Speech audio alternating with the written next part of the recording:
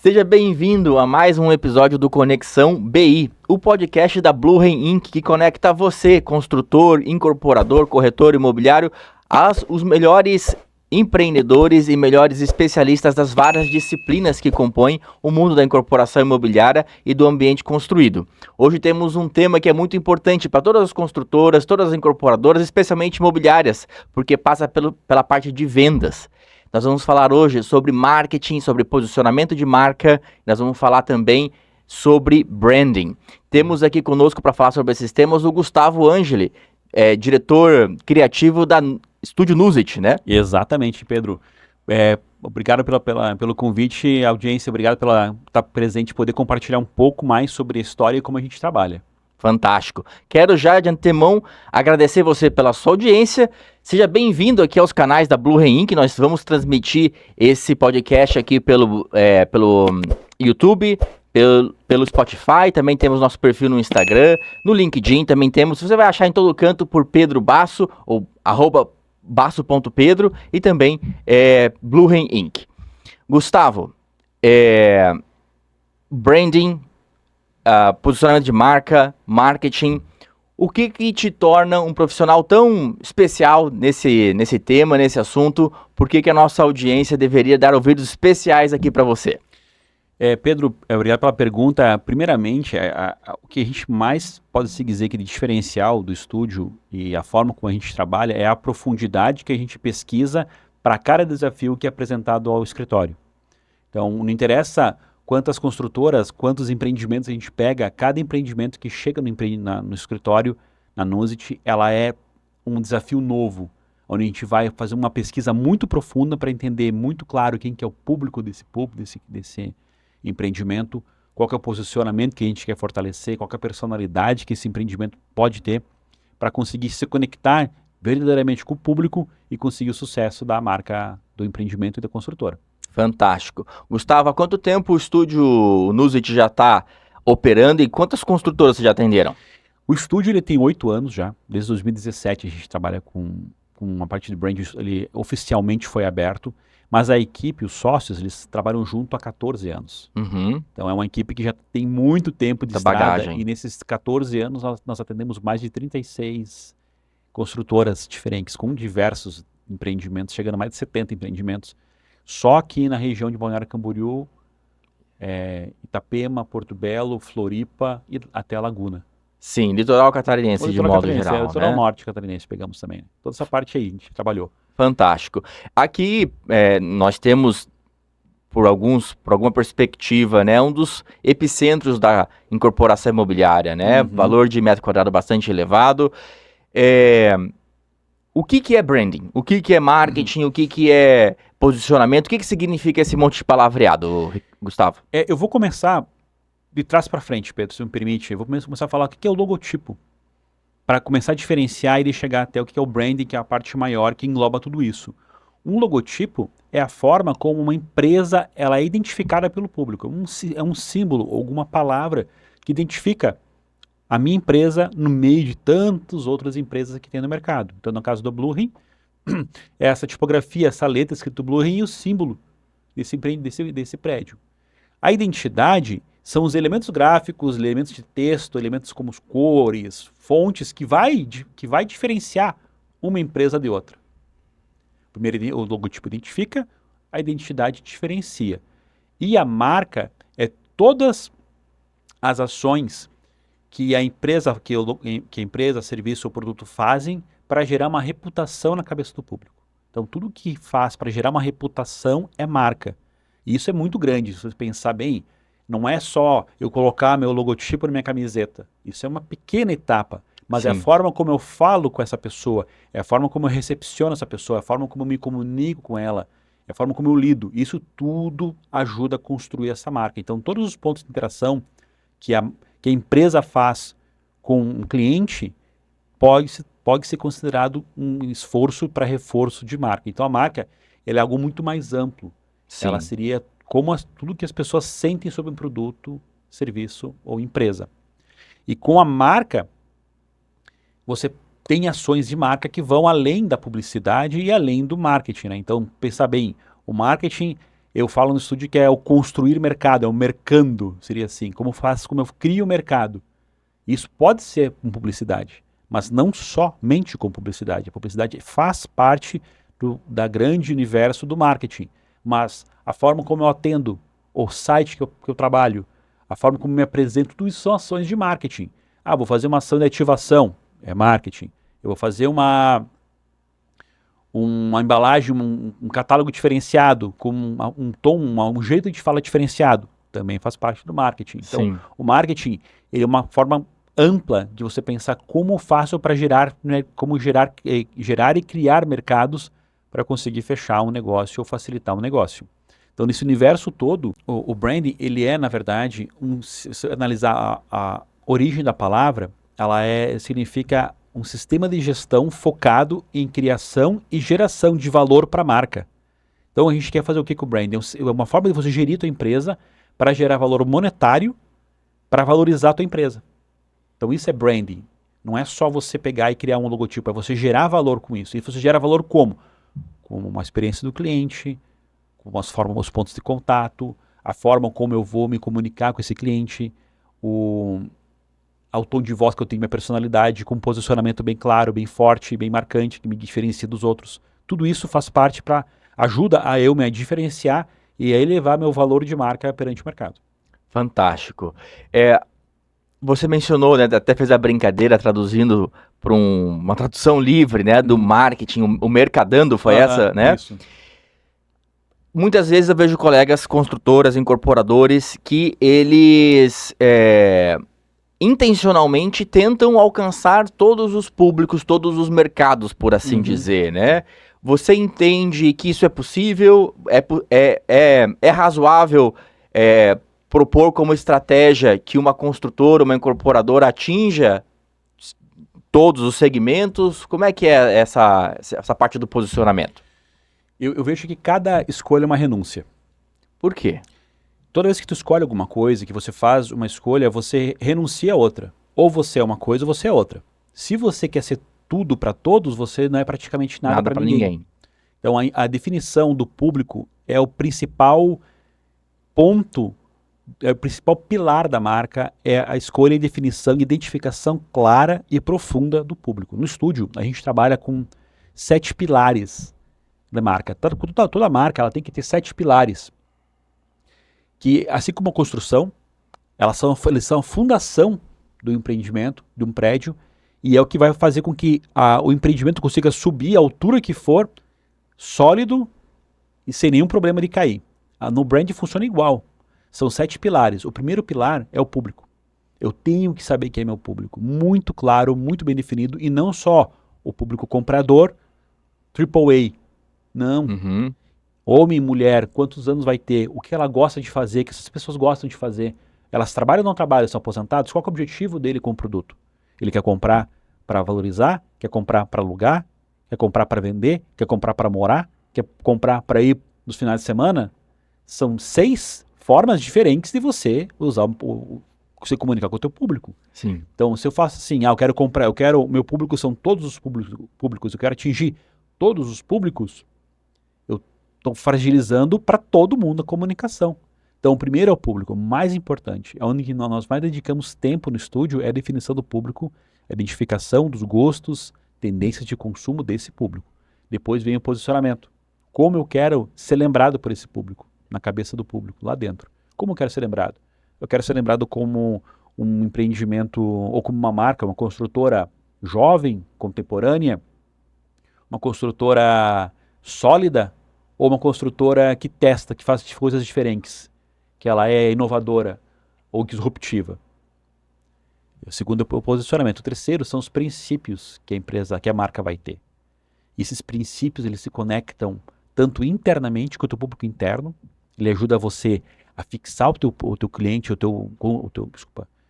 você ajuda, os princípios ajudam você a se conectar com o teu colaborador, fortalecendo uma relação e mantendo ele por mais tempo dentro, atraindo novos colaboradores. Sim. Por ter esses mesmos princípios. E para fora ajuda você a trazer pessoas que também compartilham do mesmo princípio. Então os princípios são os valores antigamente, só que a gente separa os diversos valores que a empresa tem em 5 ou 3 valores, que são os princípios, que você não abre mão por nada.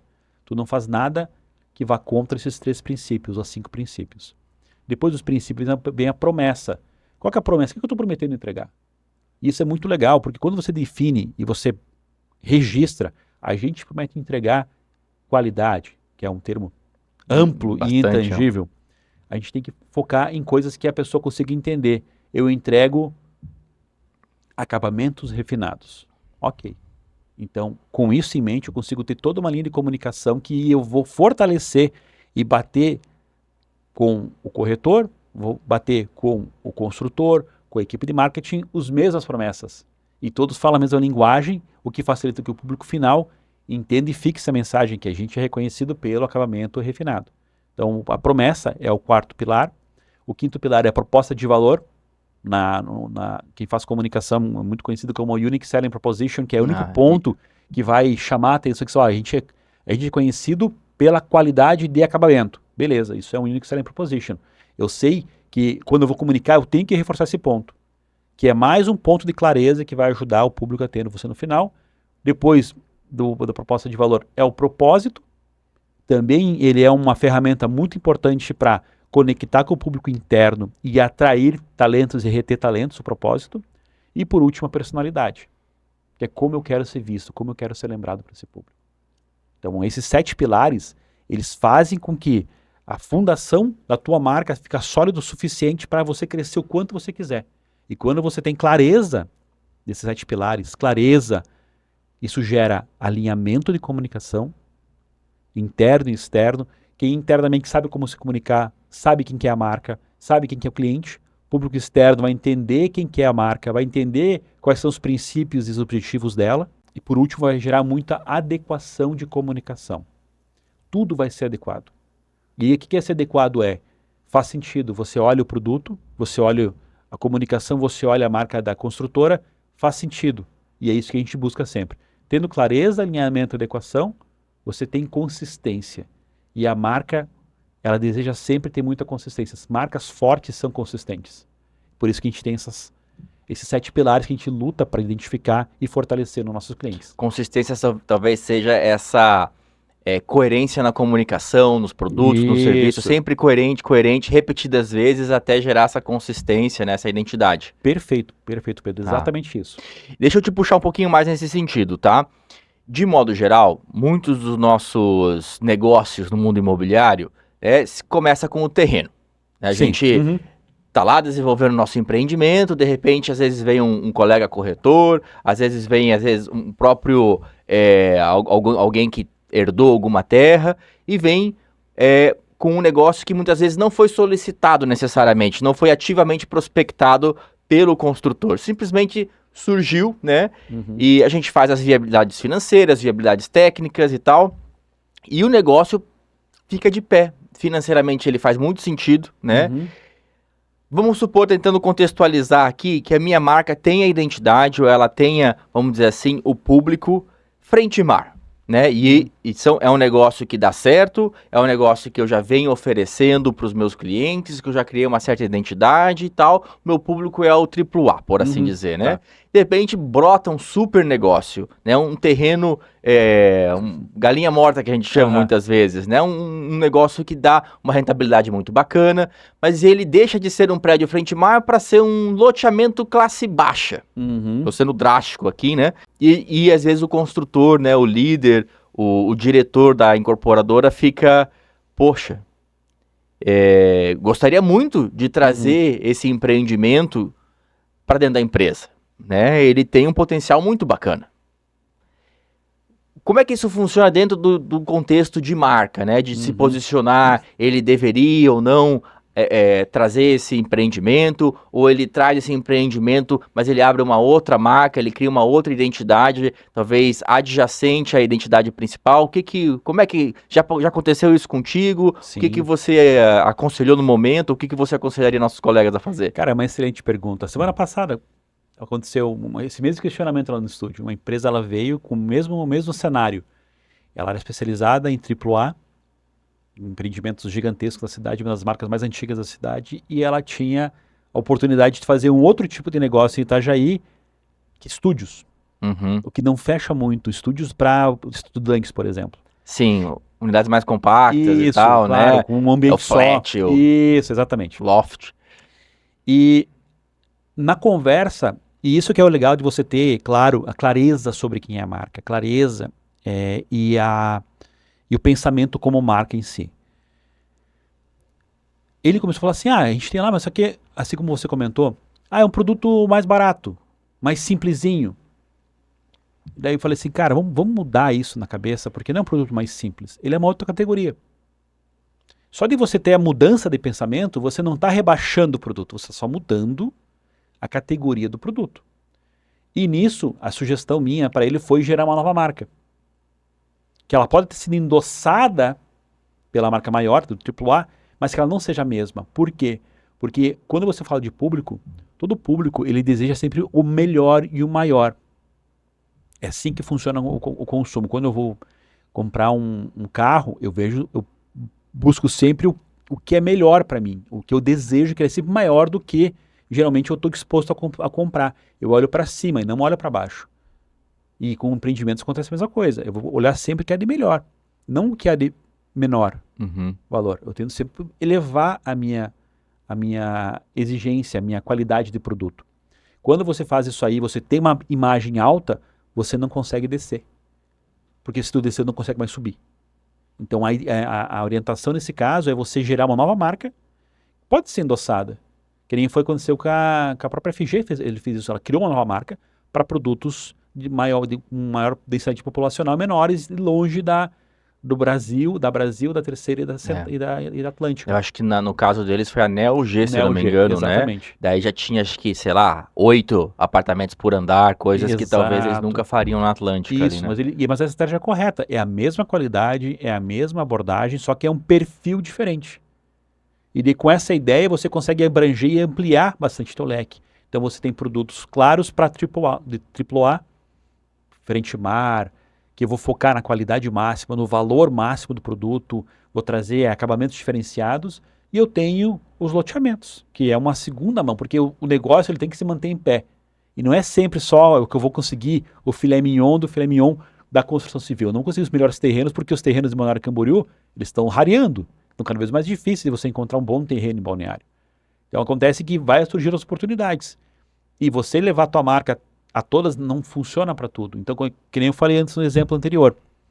Se uma pessoa ela quer atingir todos os públicos, ela acaba não atingindo ninguém.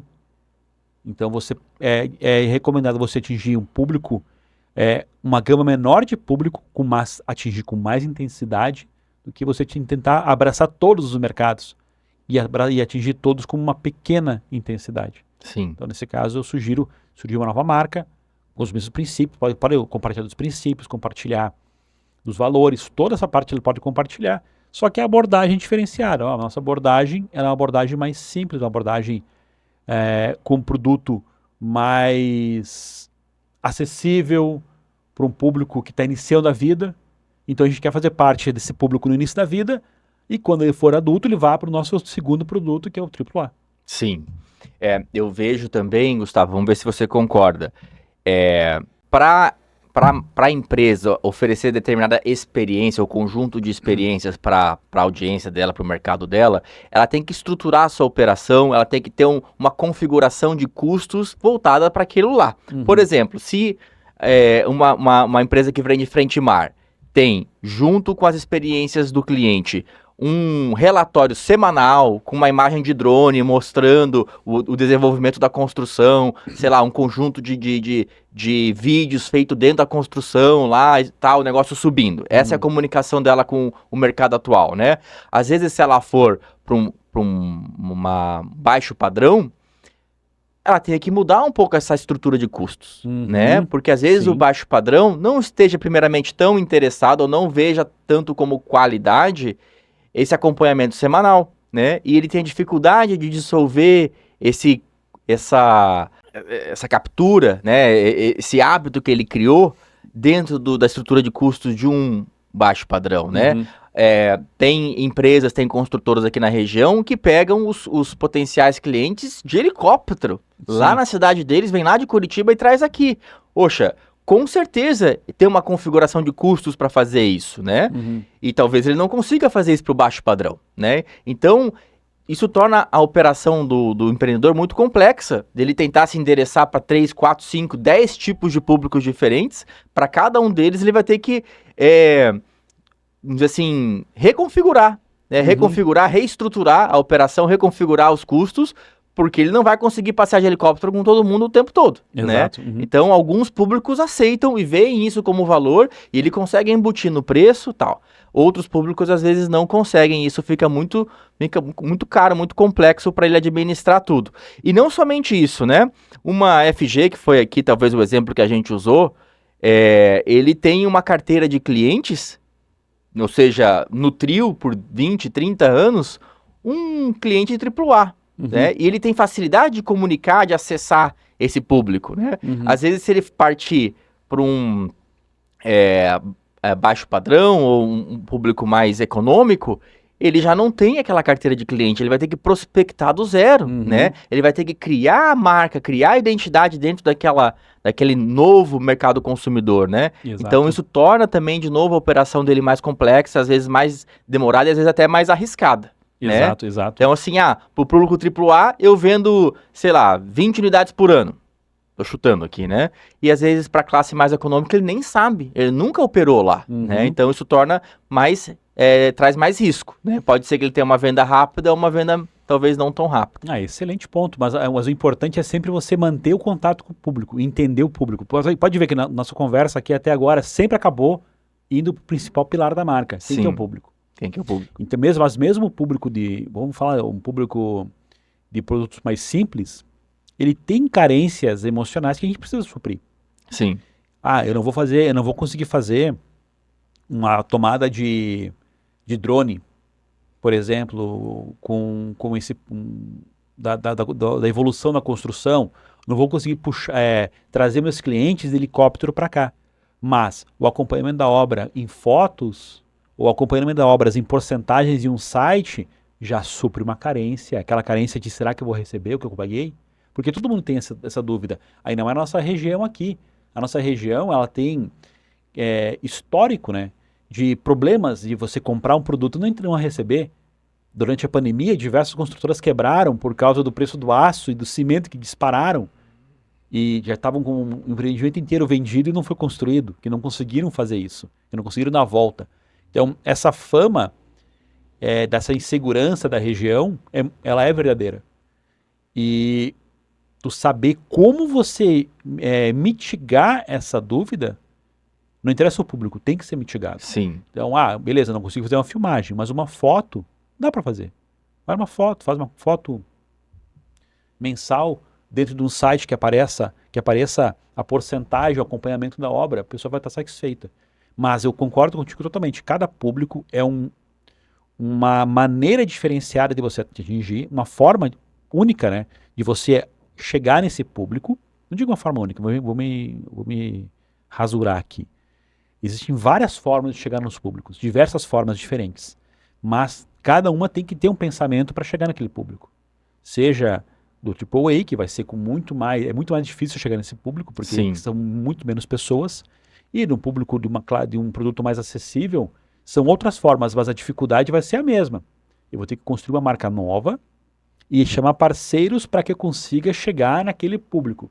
E nesse ponto que é essencial a relação da construtora com os corretores. Os corretores são o principal cliente da construtora.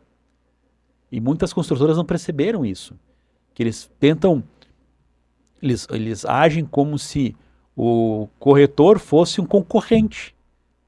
Cara, quantas pessoas o corretor conhece e quantas a construtora conhece? O volume exponencial dos corretores é gigantesco. O crescimento, o volume de pessoas que ele pode trazer. Então, se você considerar nesse público, não tem conhecimento público, sou especializado em AAA, estou começando no mercado novo, de flex de entrada. A melhor coisa que tem é chamar um cara que sabe mexer nesse universo. Ou alguém que conheça muitas pessoas para conseguir expandir a marca. E os Sim. corretores são ideais para isso daí. Sim. Você comentou, lembrei de um caso de uma construtora colega, Gustavo, quando eles lidam diariamente lá com o público AAA, né? E a tendência é que o corretor que atende esse público é uma pessoa versada também nas ferramentas digitais, por exemplo, as Sim. assinaturas digitais, né? Que hoje vai muito contrato, vai muito negócio para as pessoas assinar, né? E então, muitas vezes o corretor que atende esse cliente já consegue, às vezes, instruir e acompanhar o cliente, fazer as assinaturas digitais, às vezes, a autenticação de algum documento e tal. E quando essa construtora, às vezes, vai pedir o auxílio, né, a intermediação de um corretor que está mais acostumado com baixo padrão, que está lidando com o lotezinho, ele é menos versado, às vezes, ou pelo menos nessa vez que eu participei, né, menos versado nesse atendimento digital. Então, vamos dizer assim, sobrecarregou a construtora, né, Sim. porque aí ele que teve que ensinar o corretor de como é que fazia o negócio digital, como é que funcionava, onde é que acessava no e-mail e como é que ele instruía o cliente dele a usar, né? Então, assim, que nem eu disse, né? Muda as configurações, né? Exato. Antes que ele tinha talvez uma só pessoa na equipe jurídica para fazer esse trâmite de documento, precisou às vezes de 2, 3, porque triplicou a quantidade de trabalho, porque era documento mais em papel, né? Muitas vezes não estava familiarizado com o nome dos termos, como, por exemplo, comunhão total de bens, você tinha que explicar o que acontecia, por que precisava da assinatura do cônjuge, ou o cônjuge já não era mais o mesmo, né? Porque, enfim, talvez por diferenças sociais, né? Mudou o cônjuge, mas era o pai da filha, mas depois não era mais o pai, era o cônjuge atual, virou ex, enfim. Cada família tem seus, né? Mas assim, é marcante, né? Que às vezes mudar o teu público muda muito a forma de você se comunicar, de se estruturar internamente, de se posicionar com relação ao que esse público vê como valor, como benefício, como qualidade e assim por diante, né? Até a forma de fazer marketing muda totalmente. Totalmente, Ou, totalmente. imagina, nesse exemplo que você deu, uma empresa estava acostumada a 20 unidades por ano, ela vai ter 200, 300 por mês para vender. Quando é um produto, um loteamento, por exemplo, que você vai ter um loteamento de empreendimentos, de prédios, por exemplo, que está cada vez mais comum. Então, o volume de demanda é muito maior, é totalmente diferente. Com um público, com um nível de conhecimento diferente também, que vai ter que ensinar, doutrinar.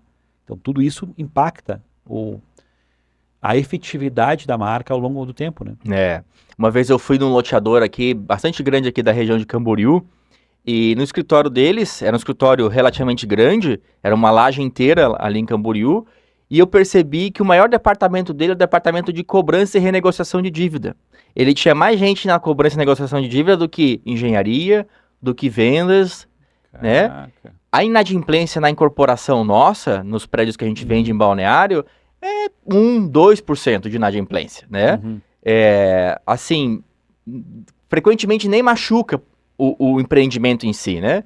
E essa loteadora, talvez por se tratar de um público de baixa renda, tinha um departamento inteiro que ficava ali 25, 30 pessoas só cobrando, só renegociando dívida de pagamentos de 20, 30 anos, né? Então, ele teve que estruturar a equipe dele para atender as necessidades do público dele, né? Ele precisa renegociar a dívida. Muitas vezes na incorporação predial ali frente ao mar, você não pagou, você tenta buscar essa negociação, se a pessoa não conseguiu, você toma o imóvel de volta e pronto, sabe assim?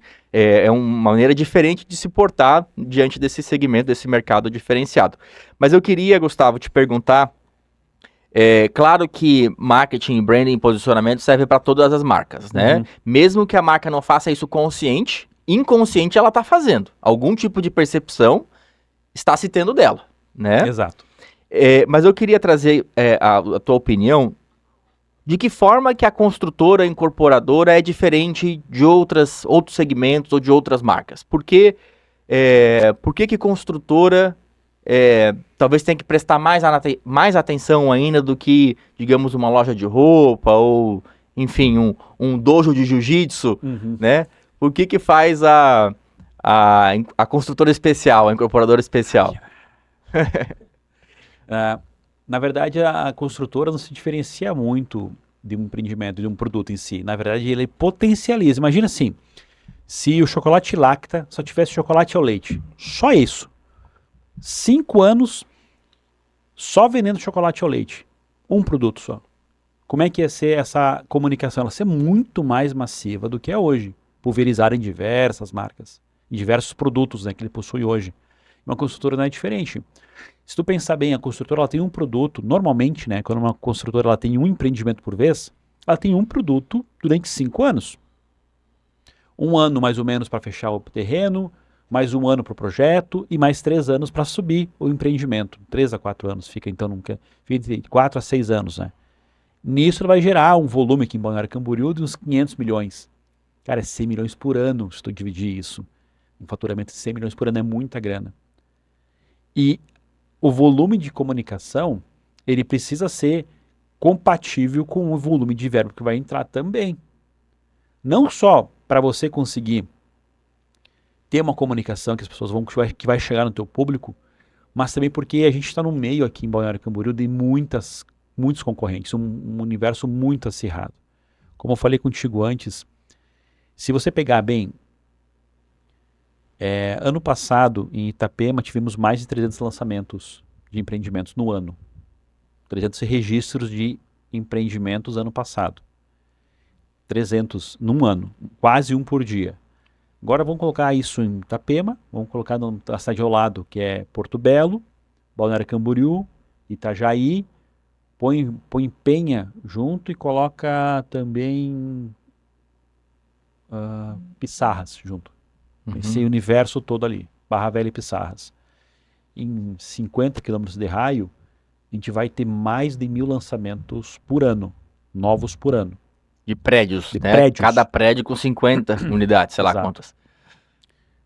Novo por ano. Ou seja, então, esse ano teríamos em torno de 50, de 1.000 unidades, prédios novos lançados. Agora você coloca esse universo junto com prédios já lançados. Esse universo passa de 5.000 brincando. E como é que eu vou me diferenciar nesse meio? Se eu for só passivo, se eu só receber, não. Eu deixei minha comunicação com o corretor faz a minha comunicação, já era. Eu tenho meu folder, coloquei lá no meu catálogo, eu deixei com o corretor, eu joguei um videozinho na internet, eu tenho meu perfil que mostra o empreendimento, eu tenho um site que tem meu empreendimento, e é isso que eu faço. De maneira passiva, eu espero as pessoas virem. Isso já não existe mais, porque é muita concorrência, são mais de 1.000 empreendimentos e 50 quilômetros quadrados, 50 quilômetros de raio, que você vai ter que competir. Porque, Balneário Camboriú é um desejo. Cara, mas Porto Belo tá vindo com tudo. Itajaí é uma cidade do futuro. Ela vai ser muito grande. Navegantes, Navegantes para mim, ele é uma bola, um investimento futuro gigantesco, que vai crescer muito. Então tu imagina quantas oportunidades eles têm aqui muito perto, muito perto. Por que vai escolher o teu? Que você não fez nada para chegar nele, você não se conectou com o cliente. Por que ele vai escolher o seu? Você tem que criar um meio, um ambiente onde o teu público se conecte com o teu produto. E daí você se destaca no meio desses mais de 1.000 lançamentos anuais que acontecem na região. Eu vou ficar de olho naquele empreendimento que me parece uma floresta no meio da cidade. Que eu gosto de ter contato com a natureza. E ali eu me senti muito bem. É isso que a gente procura. E você ter essa comunicação para passar esse sentimento, você, primeira coisa, se diferencia do concorrente. O concorrente aqui, a maioria das empresas, a maioria das construtoras, a maioria dos corretores, eles focam no metro quadrado. Que, ao nosso ponto de vista, na Nuzit, ele é um grande problema. Não digo problema. Ele é um desperdício de potencial.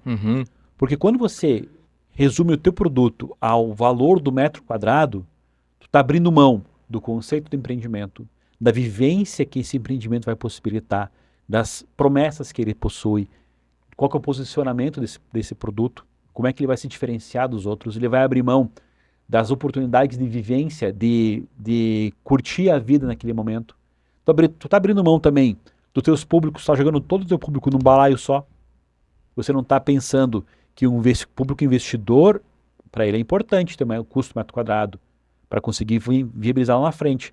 Mas para quem quer morar, às vezes o tamanho do empreendimento é melhor do que o custo. O que ele vai oferecer é mais importante. Então, quando você resume todo o teu produto a focar em custo de metro quadrado, tu está matando tua margem, primeiro. Sim. Você está se colocando no mesmo patamar que qualquer outro empreendimento que vende metro quadrado.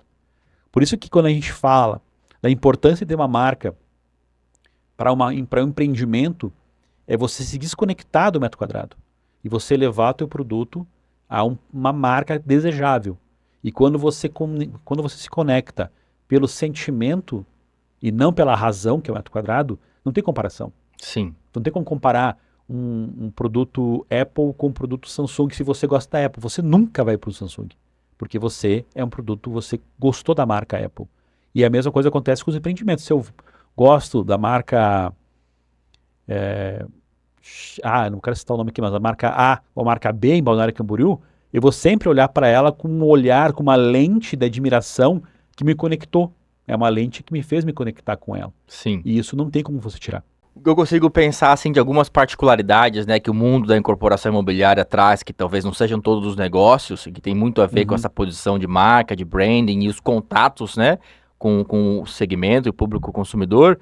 O nosso ciclo de produto é muito longo, né, isso dá, às vezes proporciona várias oportunidades de nos destacarmos, né, de nos comunicarmos com os nossos clientes, né, seja através de relatórios semanais, relatórios mensais e tal, né. São produtos muito caros, de valor elevado, então é uma venda que raramente ela é por impulso, né? Então é uma venda que é muito consultiva, é uma venda que ela é muito pensada, muitas vezes é o sonho desse nosso cliente, né? Trazer a família, ele, sei lá, trabalhou a vida inteira e vai comprar a segunda casa dele na praia e tá nos prestigiando aqui, comprando em Balneário Camboriú, então essa não é todo negócio que tem esse elemento, né? É um produto que dura bastante tempo, né? Então até ele comprar de novo, não é que nem um sorvete que ele vai ali todo dia comprar um sorvete diferente, ou uma roupa, ou coisa do tipo, né? Então tem vários...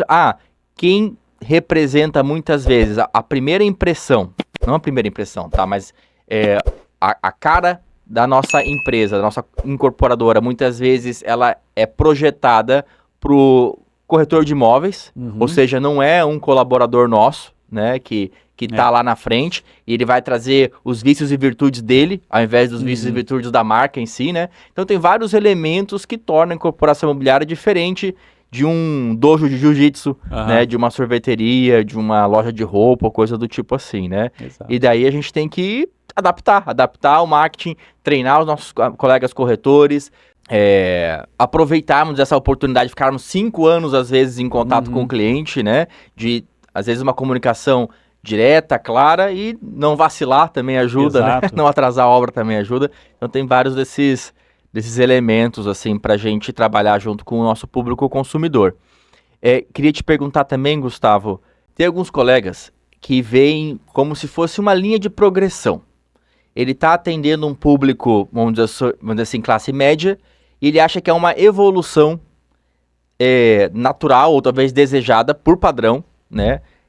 Ele passar a atender classe média alta, classe alta, AAA, né? Então, tipo assim, é equivalente a sucesso a gente se endereçar a esse segmento classe alta, né?